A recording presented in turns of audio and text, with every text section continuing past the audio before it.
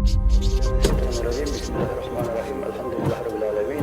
Vessalatu vesselamu ala seyyidina Muhammedin ve ala alihi ve sahbihi ecma'in. Allah'a maqtov etқаннан соң, пайғамбарымызға салауат айтқаннан соң, ассаламу алейкум ва рахматуллахи ва баракатух. Құрметті зиратқа келіп отқан қарындастар, Алланың сәлемдігіне рахмет жаусын сіздерге. Қазір келіп отқан жеріміз Қараман атамыздың жер асты мешіті.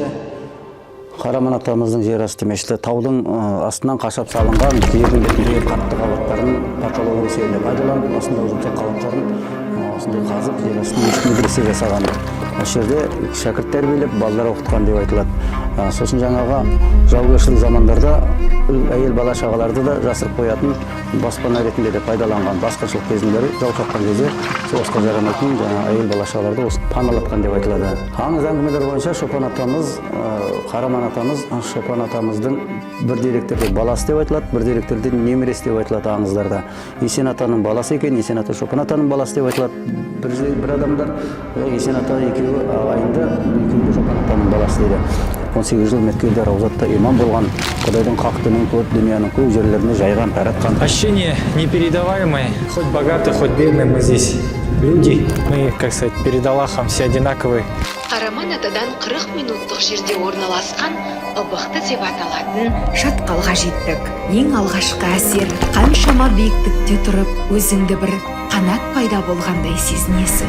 Биіктік басында тұрып көп нәрсе ойыңа келеді. Ақ пен қараны, дұрыс пен бұрысты саралауға, ойлануға, әдемі табиғаттың даусынан миың біраз демалып қалады.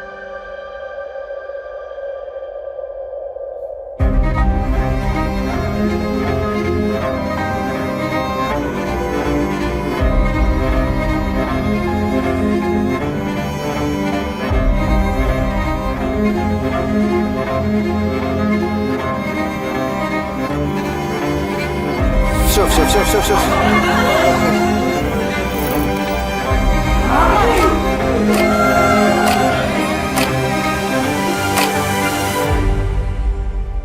Сайдың іші толы қоқыс.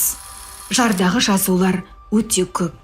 Өкінішке орай, қазіргі таңда табиғат аясына демалуға шыққан адамдар қоқыстарын жинамай тастап кете береді.